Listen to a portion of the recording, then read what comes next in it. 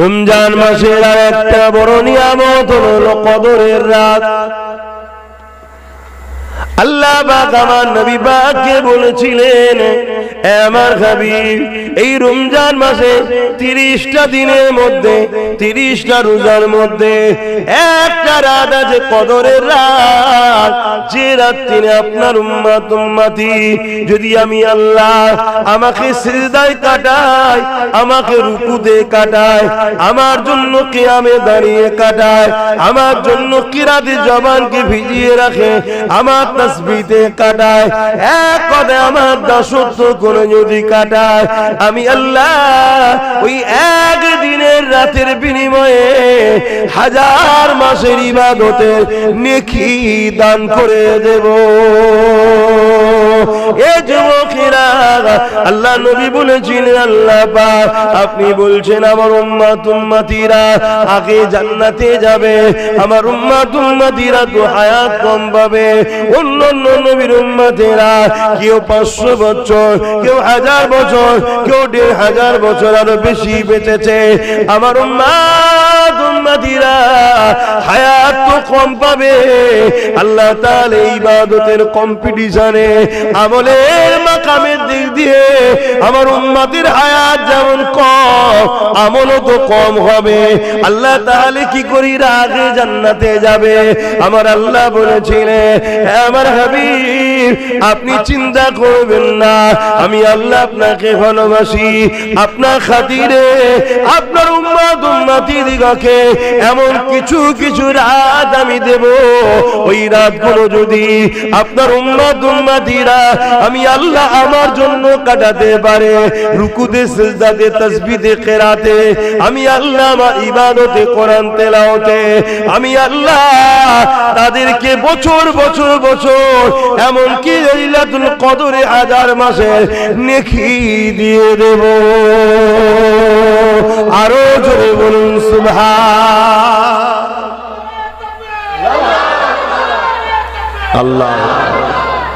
কেউ যদি 60টা রোজা পায়, সাবাল্য খাওয়ার পর থেকে রোজা রাখার 60টা রোজা যদি পায়, 60 বছর লাইলাতুল কদর পাবে। একটা রাত 1000 মাসের ইবাদত, 60টা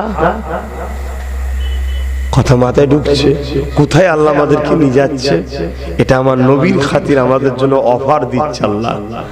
যেমন নেসফুস সাবান, সাবান মাসের 15 তারিখ যে রাত, ওই রাতের ইবাদত আল্লাহ অনেক সম্মান, অনেক গুরুত্ব। একটা রোজা 70 বছরের নফল রোজা রাখার নেকি হয়। জোরে বলুন সুবহানাল্লাহ।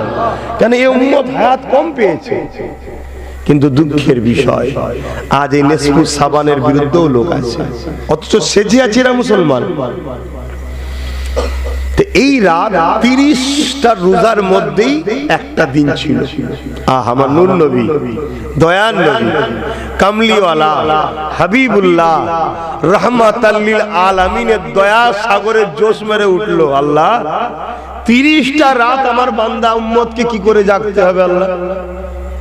30-এর মধ্যে একটা রাত লাইলাতুল কদর পেতে গেলে তাহলে 30টা দিনই তো জাগতে হবে। আজকে করব, কালকে করব না, আর কালকে যদি লাইলাতুল কদর থাকে,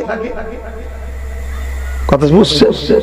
তাহলে আমার উম্মত কি করে পারবে আল্লাহ? এরা তো বড় কমজোর, বড় দুর্বল। কুরবান যান আমাদের জন্য হুজুর কত ভাবে, আর আমরা সেই হুজুরের জন্য কিছুই করতে পারলাম না। উপরন্তু হুজুরের দুশমনদের সঙ্গে গলায় গলায় মিলছি। এখন আমরা মুসলমান দাবি করে গলায় গলায় মিলছি। আল্লাহ আমাকে আমাদেরকে হিদায়াত করেন, বলুন আমিন। আল্লাহ পাক বললেন, হাবিব আপনার খাতিরে আমি 20টা রোজার মধ্যে লাইলাতুল কদরকে খুঁজতে বলেন। 10টা কমিয়ে দিলেন। আমার নবী পাক এই জন্য কখনো রাসূল পুরো 30 দিন ইতিকাফে ছিলেন। যখন প্রথম বলেছিলেন 30 দিনেই কি করেছিলেন? ইতিকাফে ছিলেন। আল্লাহ নবীকে আল্লাহ বললেন 20 দিনের মধ্যে খোঁজো। রাসূল পাক আবার বললেন, আল্লাহ আমার উম্মত উম্মতি বড় দুর্বল আল্লাহ, ওরা একটানা 20 দিন ইবাদত করতে পারবে না। আল্লাহ পাক কমিয়ে দিয়ে আবার বললেন যাও 10 দিনের মধ্যে খোঁজো। জোরে বলুন সুবহানাল্লাহ, আরো জোরে বলুন সুবহানাল্লাহ। নারী দিবে আমার রাসূলুল্লাহর জন্য আমরা সহজ পেয়েছি। আবার এই 10 দিনের মধ্যে থেকে বেজোর রাতগুলো 21, 23, 25, 27, 29, 5টা রাত যুবক কাটাতে পারবে না আল্লাহর মসজিদে? হ্যাঁ, এই 5টা রাত দুনিয়া ভুলে গিয়ে বাদ মাগরিব মানে মাগরিবের নামাজের সঙ্গে জয়েন্ট হলে আর সেহরি খেয়ে ফজরের নামাজ পড়ে মসজিদ থেকে বেরোলে 5টা রাত। যদি মসজিদে নাও পারো ঘরে 5টা রাত, কারণ এই 5টার মধ্যে কোন রাতটা আল্লাহু আলাম, আল্লাহ ভালো জানে। তবে বেশিরভাগ উলামারা বলেছেন 27 রাত, যদি না হয় 100% তো শিওর নয়, আনুমানিক করে বলেছে। যদি না হয় তাহলে 5টা রাত আল্লাহর জন্য কাটাও, 1000 মাসের ইবাদতের নেকি আল্লাহ মিলাবে। জোরে বলুন সুবহানাল্লাহ। রোজার এত ফজিলত আল্লাহ দিয়েছে।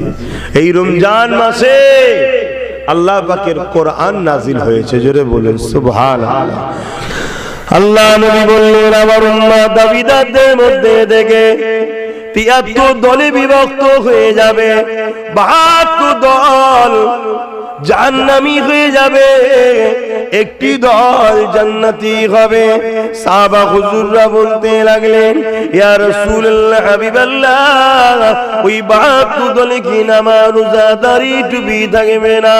আল্লাহ নবী বললেন থাকবে। তাদের দলে তো কোরআন শিক্ষা, হাদিস শিক্ষা, আলেম থাকবে, দাড়ি থাকবে, টুপি থাকবে, মুফতি থাকবে, মাওলানা থাকবে, সবই থাকবে, নামাজ থাকবে, রোজা থাকবে, মসজিদ থাকবে, মাদ্রাসা থাকবে। তথাপিও যেমন ধনুক থেকে তীর বেরিয়ে যায়, তারা ইসলাম থেকে বেরিয়ে যাবে। ইয়া রাসূলুল্লাহ হাবিবাল্লাহ, কারণটা কি হবে? আল্লাহ নবী বললে তাদের অন্তরে সব থাকবে, আমি রাসূলুল্লাহ আমার খাইয়া থাকবে না, আমি নবী আমার আদব আমার প্রেম থাকবে না। এই জন্য আল্লাহ পাক কিয়ামতের দিনে তাদের নামাজ, তাদের দাড়ি, তাদের টুপি, তাদের কেরাত, তাদের রোজা, তাদের হজ, তাদের ইলমকে নিয়ে আল্লাহ তাদের মুখে ছুঁড়ে মারবে, যা মারাউন কোন জাহান্নামে যা। আমি আল্লাহ আমার বন্ধুকে যখন তোরা ভালোবাসতে পারলি না, আমি আল্লাহ আমিও তোদের নাজাত দেব না।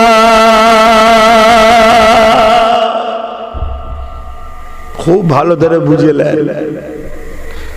অপরদিকে আরেকটা লোক রাসূল রেখে নামাজ রোজা দাড়ি টুপি সব করেছে, আল্লাহ তাকে বেহিসাব জান্নাত দেবে। জোরে বলুন সুবহানাল্লাহ। আর আরো একটা লোক ঈমান আছে, হালকা বয়সে দাড়ি টুপি নামাজ রোজার একটু ঘোটালা করে ফেলেছে, গন্ডগোল করে ফেলেছে। শুনছেন তো নাকি? একটু বয়স হওয়ার পর পরিবর্তন হয়েছে, তওবা তিল্লা করেছে, আল্লাহ চাইলে একে মাফও করে দিতে পারে।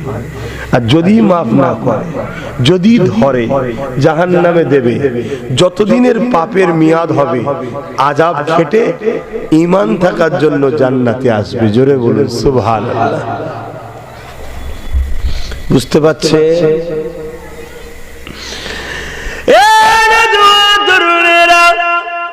তাই বলে দিয়ে যায় ঈমান বাঁচান, কেননা নবী আমার জানিয়ে দিলেন আখিরি জামানাতে হাতে তালুতে আগুন রাখা থেকে ঈমান বাঁচানোটা বড় কষ্টকর হয়ে যাবে।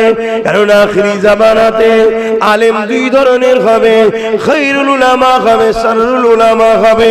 আখিরি জামানাতে মসজিদ 2 ধরনের হবে, মাদ্রাসা 2 ধরনের হবে, মুসলমানও 2 ধরনের হবে। এক ধরনের মসজিদ মাদ্রাসাতে নামাজ রোজা দাড়ি টুপি সব থাকবে, রাসূলুল্লাহর আলোচনা পাওয়া যাবে না। বছরে 52টা জুম্মা হয়, মসজিদে দাঁড়িয়ে দাঁড়িয়ে ইমাম বক্তব্য দিয়ে যাচ্ছে।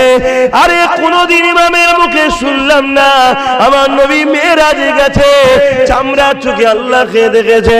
বছরে খুতবা দিয়ে যাচ্ছে, কখনো শুনলাম না আমার নবী পাক ইশারা করেছে দাঁতটা দুটুকরো হয়ে গেছে। কখনো শুনলাম না আমার নবী পাক ইশারা করেছে সূর্যটা আবার ফিরে চলে এসেছে। কখনো শুনলাম না আমার নবী পাক সম্বন্ধে আল্লাহ কোরআনে বলেছে মা তাকুমুর রাসূল ফাকুযুহু ওয়া মা নাহাকুম আনহু ফান্তাহু। এ দুনিয়ার মানুষেরা আমার নবী যা আদেশ করছে মেনে না, আমার যা নবী নিষেধ করছে ছেড়ে দাও। কখনো মসজিদে শুনলাম না আমার নবী পাকের সিনা চাক হয়েছে, আমার নবী পাক নূর নবী তাই সিনা চাক হয়েছে, পুরো বুকটা দুচির করে দেওয়া হয়েছে, তারপরও এক ফোঁটা রক্ত বাইর হয়নি, কারণ নূর নূর নূর তাই রক্ত বাইর হয়নি।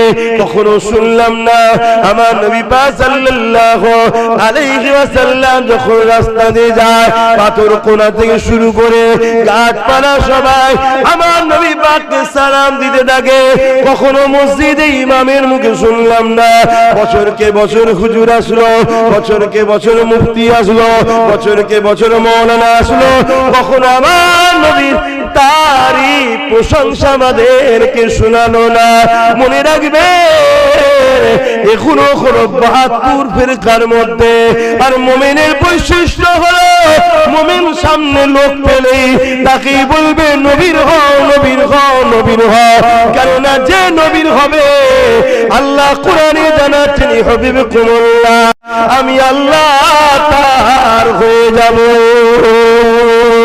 আরো জোরে বলুন সুবহান আল্লাহ আল্লাহ জিন্দাবাদ জিন্দাবাদ।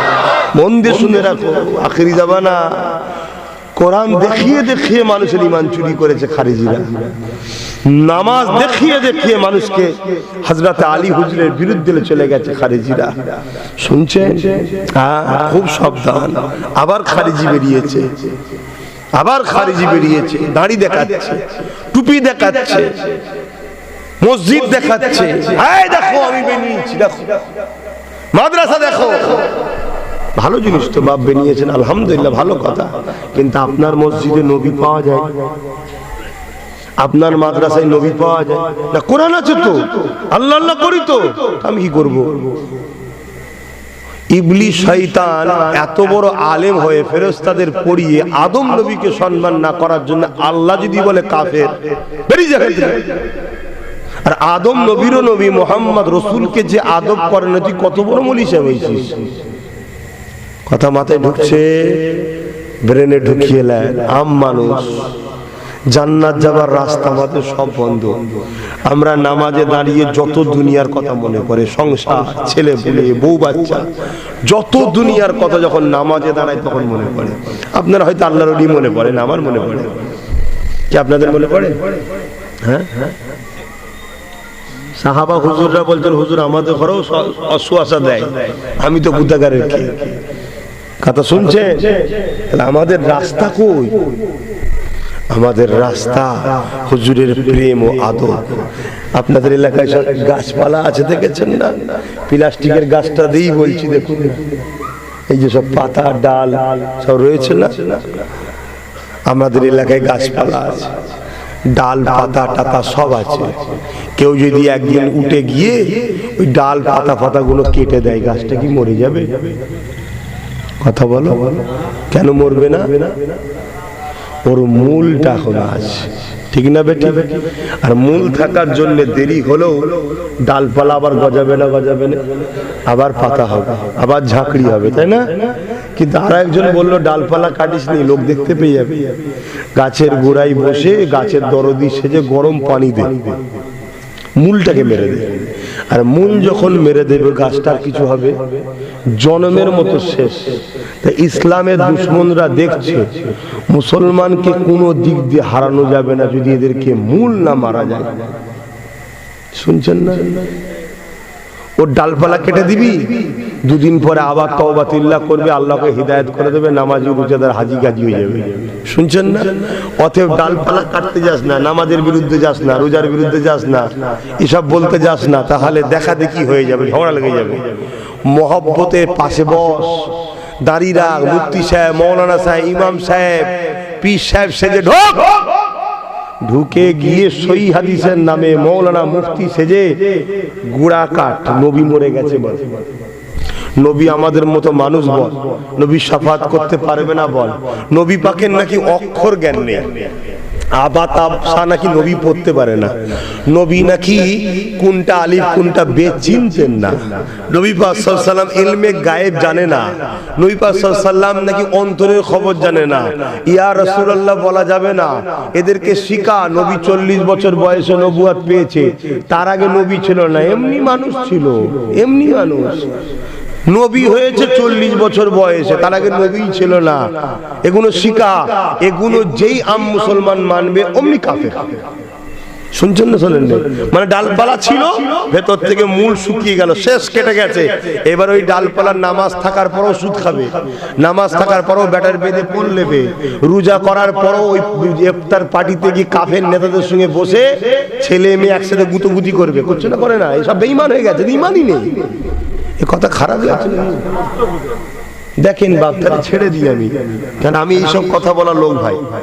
তাই বাংলার মানুষকে বলে যাব, তোমাদের জন্য সরল রাস্তা হলো আল্লাহ পাক যিনাকে জামানার মুজাদ্দিদ করেছে, উলিল আমর করেছে, ইমাম মেহেদী আলাইহিস সালাম আসার আগ পর্যন্ত জামানার মুজাদ্দিদের ঝান্ডাকে ধরে রাখে। ইমাম মেহেদী আলাইহিস সালাম যখন আসবে অবশ্যই তিনার কাতারে আমাদেরকে বেঁচে থাকলে দাঁড়ানোটা বড় নসিবের ব্যাপার হবে। তবে আবার মেহেদিও মিথ্যা মিথ্যা দাবি করছে, একটু সাবধান থাকবে। শুনছেন তো নাকি? কি ফিতনা, কি ফিতনা। কেউ কেউ আবার মেহেদি দাবি করছে যে আমি মেহেদী আলাইহিস সালাম। মেহেদী আলাইহিস সালাম জাহির হবে কাবা শরীফে। আর মেহেদী আলাইহিস সালাম যখন জাহির হবে তখন এই দুনিয়ায় নেটওয়ার্ক, এই সব স্যাটেলাইট ট্যাটেলাইট কিচ্ছু থাকবে না, এটাকে মাথায় রেখে দেবেন, কিচ্ছু থাকবে না। সেই পুরাতন দিন ফিরে আসবে, তখন হুজুর জাহির হবে কাবা শরীফে। আসেন মুজাদ্দিদ জামানের কথা শুনে, মুজাদ্দিদ জামানের স্মৃতিতে মাহফিল করেছে আল্লাহ পাক, তিনি আমাদের জন্য মুজাদ্দিদ করে পাঠিয়েছেন। আল্লাহ নবী যখন দুনিয়াতে পর্দা নেবেন, আখিরাতের রাস্তায় রওনা দেবেন, বিশাল নবী পাক হায়াতুন নবী সাহাবা হুজুররা বলেছিলেন, ইয়া রাসূলুল্লাহ হাবিবাল্লাহ, আপনি তো চলে যাবেন, আপনার পরে আর কি কোন নবী তো আসবে না, কেন আপনি বললেন আনা খাতামুন নবী? কুরআন জানিয়ে দিল ওয়ালাকি রাসূলুল্লাহ ওয়া খাতামুন নবী। ইয়া রাসূলুল্লাহ হাবিবাল্লাহ, তাহলে দ্বীনের কাজ কারা করবে? দ্বীনের মেসেজ কি দালে বন্ধ হয়ে যাবে? আল্লাহ নবী বললেন না বাবা সাহাবারা, দ্বীনের দাওয়াতটা চলবে।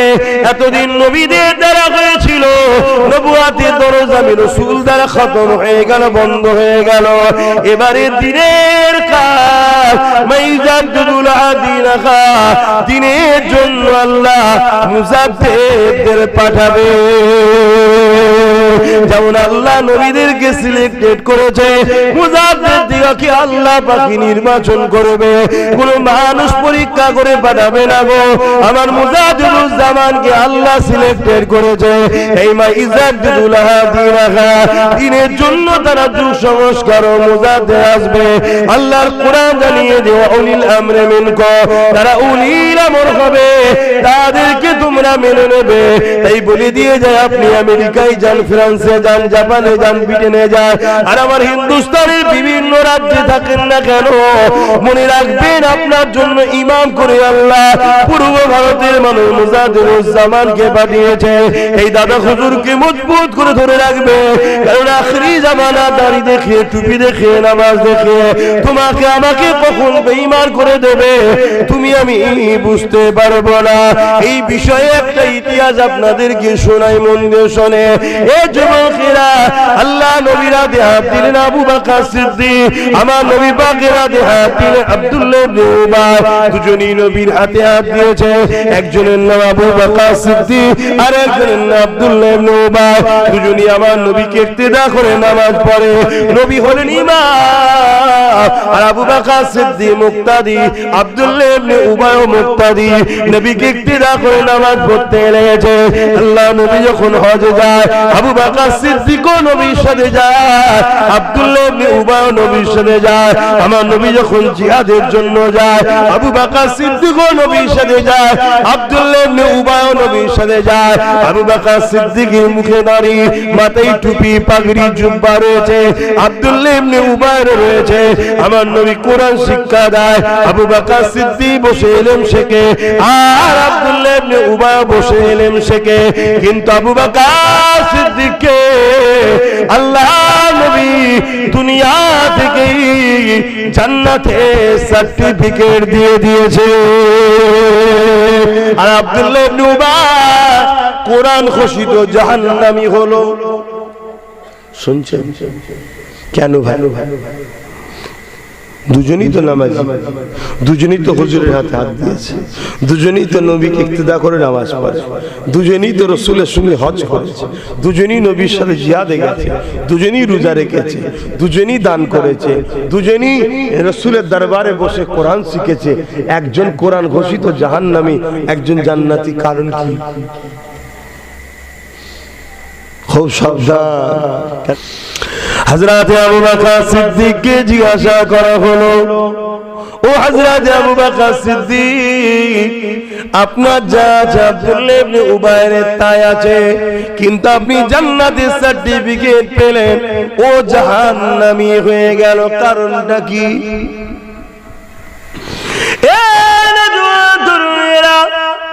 হযরত আবু বকর সিদ্দিক বলেছিলেন, এ নবী সাহাবারা, দুনিয়া মানুষেরা শুনে খেয়ে দাও, আব্দুল্লাহ ইবনে উবাই যা আছে, আমি আবু বকর সিদ্দিক আমারও তাই আছে। ও নামাজ পড়েছে, আমিও পড়েছি, ও রোজা রেখেছে, আমিও রেখেছি, হজ করেছে, আমিও করেছি, ওর দাড়ি টুপি পাগড়ি জুব্বা আছে, আমারও আছে, ও জিহাদে গেছে, আমিও গেছি, ও নবীর কদমে দিনের জন্য দান করেছে, আমিও করেছি, ও নবীর মাহফিলে বসে আল্লাহর কোরআন শিখেছে, আমি আবু বকর ইলম অর্জন করেছি, শিক্ষা নিয়েছে, এই দিক দিয়েও যা আছে, আমি আবু বকর আমার তাই আছে। কিন্তু আমার যা আছে তা না। এ আবু বকর, আপনার কি আছে? হযরত আবু বকর সিদ্দিক বলেছিল, আমার হৃদয়ে নবীর প্রেম আদব রয়েছে, এটা আব্দুল্লাহ ইবনে উবাইয়ের না, এজন্য জাহান্নামী, আমি আবু বকর জান্নাতি। আরো বলুন সুবহান। এক দেশ থেকে আরেক দেশে যেতে গেলে ভিসা লাগে না? লাগে না? ভিসা ছাড়া যাওয়া যায়? 2 নম্বর না, দুনিয়ার বর্ডার নাই, পার হয়ে চলে গেলে। কিন্তু আখিরাতের বর্ডার তো কবর। প্রথম ঘাঁটি কোথায়? ভিসা ছাড়া পার হওয়া যাবে? তাই কবরে ভিসা চেক হবে না? হবে না? কি ভিসা? মুহাম্মাদুর রাসূল। জোরে বলুন সুবহানাল্লাহ। দেখুন না, খেয়াল করে দেখুন না, মান রাব্বুকা, তোমার রব কে? বলুন বলুন, জোরে বলবেন তো, ঠিক না বল? ঠিক কথা। ফেরেশতাও বলবে আল্লাহ ঠিক বলেছে, ছেড়ে দেবো? আল্লাহ বলবে না, দাঁড়া। তাহলে আল্লাহ চিনার পরও আল্লাহ বলছে ছাড় নেই, তা আমি কি করবো? আমার কি কবরে জোর চলে? ওখানে কাজ জোর চলে? আল্লাহ, আল্লাহকে ফারিস্তা বলবে, আল্লাহ ওকে আমি জিজ্ঞেস করছিলাম তোর রব কে? ও বলছে আল্লাহ আপনার কথা বলেছে, আল্লাহ ছেড়ে দি, ও তো আপনাকে চেনে। আল্লাহ বলবেন না, দাঁড়া, ও আমায় চিনেছে, ঠিক আছে, কার থেকে চিনলো এটাও জানা দরকার। শুনছেন তো নাকি? দ্বিতীয় প্রশ্ন কর, মা দিন কা, তোমার দিন কি? বল না ঠিক। ফারিস্তাও বলবে আল্লাহ দিনটাও ঠিক বলছে, ইসলাম বলছে আল্লাহ, ছেড়ে দি। আল্লাহ বলবেন না। তাহলে রব আল্লাহ চিনেছে বান্দাকে, আল্লাহ ছাড়ছে না। দিন ইসলাম চিনেছে, আল্লাহ ছাড়ছে না। ফেরেশতাকে বলবে নিয়ে আয় আমার দোস্তকে, হাজির কর, করিয়ে বল ইনি হলেন মুহাম্মদ রাসূলুল্লাহ সাল্লাল্লাহু আলাইহি ওয়াসাল্লাম। তাহলে উত্তর তো বলে দিচ্ছে, ইনি কে? মুহাম্মদ সাল্লাল্লাহু আলাইহি ওয়াসাল্লাম বলে দিচ্ছে। তাহলে প্রশ্ন আর কি করবে না? দুনিয়ায় যখন ছিলিস ইনার সম্বন্ধে তোর আকীদা কি ছিল বল। এখন না, এখন তো ঠেলাই পড়লে বিড়ালও গাছে উঠে যাবে। কি বুঝে গেছে বেটা যে কবরে যখন ওনাকে দেখাচ্ছ উনি ভিআইপি বটে। কি আর তো কাউকে দেখায় না, আমার বাপকেও দেখায় না, আমার দাদাকেও দেখায় না। হুজুরকে যখন হাজির করেছে মোরটা তো সহজেই বুঝে যাবে ওই ইনি তো ভিআইপি। কি তখন আর চিনে লাভ হবে না, বলবে দুনিয়ায় কিভাবে চিনতিস বল। দাওয়াত তো খুব খেয়েছিস, বছরে 200-300 জলসা করেছিস, ইনার হয়ে কি বলেছিস বল কোন জায়গায়? খুব মসজিদে দাঁড়িয়ে দাঁড়িয়ে দাঁড়িয়ে দাঁড়িয়ে খুতবা দিতে বলো ইনার সম্বন্ধে কি তোমার রায় ছিল বলো, ইনার নিয়ে কি আলোচনা করতে বলো। এই মাদ্রাসার উস্তাদ ছাত্রদেরকে তো খুব পড়াতে, ইনার নিয়ে ছাত্রদের কি শিখিয়েছো বলো। কেন আমার কায়নাত সবকিছুর লক্ষ্য কেন্দ্র বিন্দু আমার বন্ধু মুহাম্মদ রাসূল। জোরে বলো সুবহানাল্লাহ। এই জায়গায় যে পাস তো সে পাস, আর এই জায়গায় যার ভিসা নেই দুনিয়ায় হলে বার করে দেবে, চল যাও যেখানে, ওখানে কিন্তু বের করে দেবে না। ওখানে কানা আর কালা দুই ফারিস্তা দিয়ে মার, আর 99টা সাপ হবে, জাহান্নামের গর্ত হবে। লাও রাসূলকে আমার বলা শখ মিটে গেছে তো এবারে। আমাদের মতো মানুষ বলে না, বলে না, নাউজুবিল্লাহ বলে। রিসেন্ট করে আরেক দল কাফের বেরিয়েছে, মাফ করবেন খারাপ নিচ্ছেন নাকি আপনারা? কিচ্ছু করার না। অনেকে আবার বলে এগুলো হচ্ছে দুমুখো, সব জায়গাটা ব্যালেন্স রাখে না, বিরোধী বলতেও যায় আর না হুজুরের পক্ষে নয় এটাও বলতে চায় না। এরা আবার কিরাম বলে জানে যে সবই ঠিক আছে, অত কাফের টাফের বলার কি দরকার, কাফের কাফের কাফের কাফের কাফের বলার। আচ্ছা আব্বাকে আব্বা বলবো না তো কি বলবো ভাই, ভাইকে ভাই বলবো না তো কি বলবো ভাই, হিন্দুকে হিন্দু বলবো, খ্রিস্টানকে খ্রিস্টান বলবো, আদিবাসীকে আদিবাসী বলবো, দলিতকে দলিত বলবো, এই বললে অসুবিধা আছে? সবাইকে সব বললে সমস্যা নেই, কাফেরকে কাফের বললে সমস্যা কিসের? না, ও বেটারও গায়ে লাগে, কেন ও বেটাও কোনো একটা অ্যাঙ্গেল হয়তো এই দিকেই ধরা পড়ে। শুনছেন না শোনেন নে? দরুদ শরীফ আল্লাহুম্মা, কি হলো আনতে গেল দেখতে পেচ্ছেন মানুষ।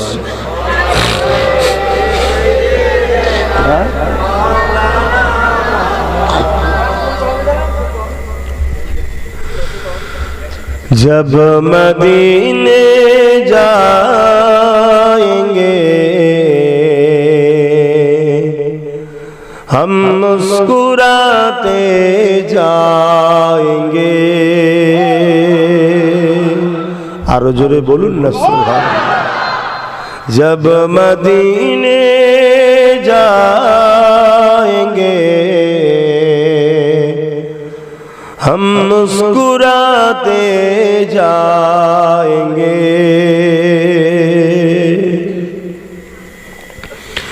जब मदीने जाएंगे हम मुस्कुराते जाएंगे। जब वहाँ से आएंगे आंसू बहाते आएंगे। जब मदीने जाएंगे हम मुस्कुराते जाएंगे।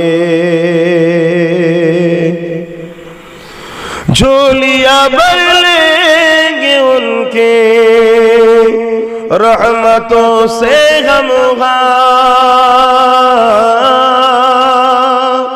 झोलियां भर लेंगे उनके रहमतों से हम फूल जितने भी खिलेंगे हम उठाते जाएंगे जब मदीने जाएंगे हम मुस्कुराते जाएंगे अल्लाहुम्मा सल्ली अला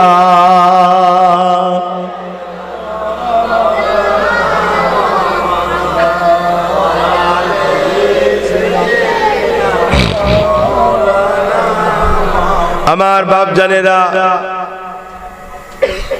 আসেন আমরা একটু ওয়াদা করি ইনশাআল্লাহ আমরা রোজা রাখবো বলুন ইনশাআল্লাহ আল্লাহ কবুল করেন রাখার তৌফিক দেন বলুন আল্লাহুম্মা আমিন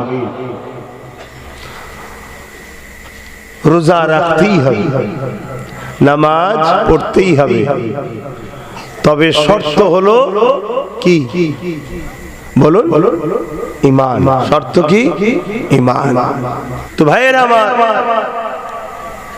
নামাজ পড়তেই হবে রোজা রাখতেই হবে মালদারকে হজ করতেই হবে যাকাত দিতেই হবে আমরা রোজার মাসে যাকাত দিই যাকাত কিন্তু সারা বছর দিয়ে যেতে পারে ধরুন হঠাৎ করে একজন গরিব মানুষ আপনাকে এসে বললো বাবু আমার বাচ্চার চিকিৎসা কি ভাইয়ের চিকিৎসা কি আমার চিকিৎসা একটু দেখো না সঙ্গে সঙ্গে আপনি তাকে 10,000 টাকা দিয়ে দিলেন দিয়ে একটা জায়গায় লিখে রাখলেন আপনি যখন হিসাব করলেন করে ওটা যাকাতে বাদ দিয়ে দিলেন হবে সারা বছর যাকাত দেয় কেন যাকাত শতকরা 2.5 টাকা আপনার বিজনেস বা আপনার ইনকামে ওই গরিবের পক্ষে পার্টনারশিপ রয়েছে জোরে বলেন সুবহানাল্লাহ তো যাকাত যখন দেবেন যাকাত দাতার মাথা যেন হ্যাট থাকে লেনেওয়ালার মাথা যেন হ্যাট না হয় তাহলে যাকাত হবে না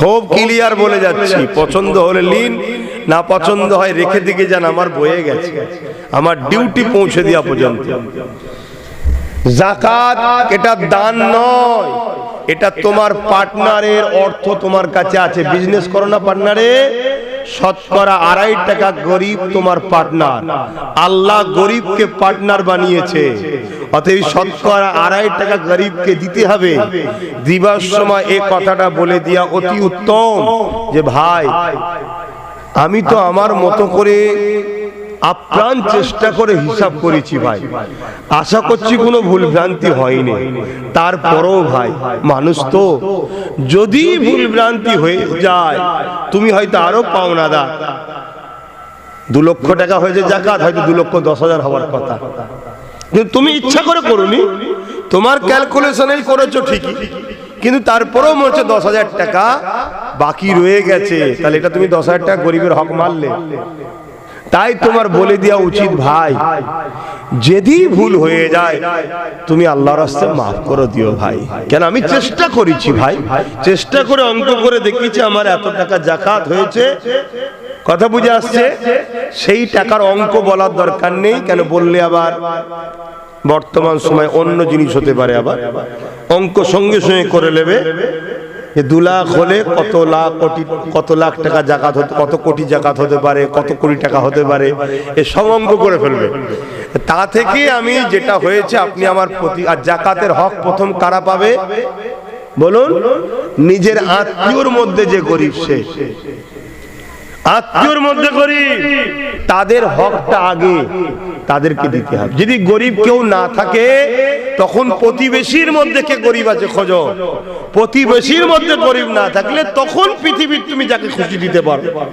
তুমি যদি মনে করো আমার ব্যস্ততা মানুষ আমার পীরের উপর আমার বিশ্বাস আছে আমার হুজুরকে যে দেব হুজুর আপনি গরিবকে দিয়ে দেবেন সেটা তোমার আর তোমার পীরের মধ্যে বিশ্বাস সে যদি সত্যি পীর হয় দিতে পারো অসুবিধা নেই কেন সত্যিকারের পীর তোমাকে ঠকাবে না কথা মাথায় ঢুকছে না ঢোকে না ক্লিয়ার বলছি কেন তোমার মালের হিফাজত আল্লাহ নেবে যদি তুমি যাকাত দাও আর যাকাত যদি না দাও তোমার মালের হিফাজত আল্লাহ করবে না হঠাৎ করে ধ্বংস হয়ে গেলে আফসোস করে করে মরতে হবে। তাই যাকাত যেন ঠিকভাবে দেওয়া হয়। 2.5% যাই যাক, 50% না চলে যায়, এটা মাথায় রাখবেন। তো যাক, আজকে যে বিষয়, আমি বিষয়ের উপরে একটু সংক্ষেপে আলোচনা করা দরকার, কেন আমরা এই সুযোগগুলো পাই না। আমি বেশিরভাগ জায়গায় গেলে আমার নবীকে নিয়ে আলোচনা করি, আপনারা প্রায় শুনেছেন। কেন করি? সবকিছুর মূল আল্লাহ মুহাম্মদ রাসূলকে করেছে, জোরে বলুন সুবহানাল্লাহ। তাই বললাম, যাকাত হোক, রোজা হোক, হজ হোক আর নামাজ হোক, ইমানদার যদি করে তবেই কামিয়াবি। বেঈমান সেজদা দিয়ে কপালে দাগ করে ফেললো, কামিয়াবি না। রোজা রেখে রেখে পেট পিট সমান করে দিল, দুনিয়ায় হয়তো সুস্থ শরীর পাবে, আখিরাতে নাজাত নাই। হজ করে করে যদি তোমাকে আরব সরকারও চিনে যায় যে প্রতি বছরে তো বেটা আছে, অনেক ইনকাম হচ্ছে দ্বারা,